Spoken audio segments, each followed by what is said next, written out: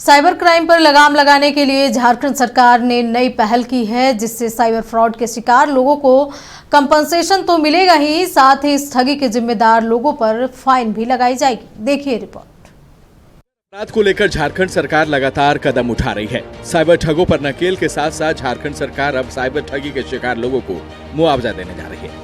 यानी अगर किसी भी शख्स का पर्सनल डेटा सरकार के किसी विभाग या किसी कंपनी के तरफ से भी डेटा लीक होता है तो ये मुआवजे के दायरे में आ जाएगा।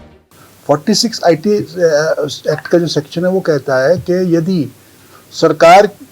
किसी विभाग की किसी गलती से किसी व्यक्ति के पर्सनल डेटा लीक होते हैं या उसको लॉस होता है तो फिर वो एक कॉम्पेंसेशन प्राप्त कर सकता है। उस कॉम्पेंसेशन को प्राप्त करने के लिए झारखंड में सक्षम अधिकारी IT सेक्रेटरी को नामित किया गया है।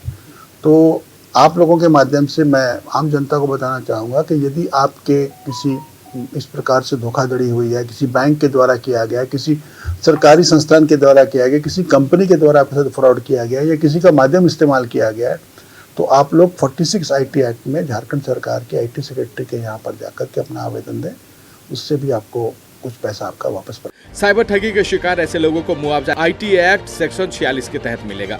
इसके लिए IT सेक्रेटरी को नामित किया गया है, जहां आवेदन देकर मुआवजा पाया जा सकता है। दरअसल IT एक्ट सेक्शन 46 से मिलेगी बड़ी राहत। IT सेक्रेटरी के पास आवेदन से मुआवजा मिल सकता है। म्यूल बैंक अकाउंट पर भी लगाम लगाया जा सकता है। बैंकों की लापरवाही पर भी नजर रहेगी। IT एक्ट सेक्शन 46 से आएगा ये बदलाव। अगर कोई बैंक जो है ऐसे व्यक्ति के नाम पर अकाउंट खोल रहा है, किसी कंपनी के नाम पे, जो कंपनी एग्जिस्ट नहीं करती है, तो बैंक अकाउंट में आप भी बैंक खोलने जाते हैं अकाउंट, तो वो 10 तरह का आपसे वेरिफिकेशन मांगता है, आपका पैन कार्ड मांगता है, आधार कार्ड मांगता है, ड्राइविंग लाइसेंस मांगता है, आपका एड्रेस प्रूफ मांगता है। तो यदि वो नॉन एग्जिस्टेंट व्यक्तियों के नाम पर या किसी मजदूर के नाम पे 10 लाख की कंपनी खोल रहा है, तो कहीं ना कहीं बैंक की जिम्मेवारी भी है।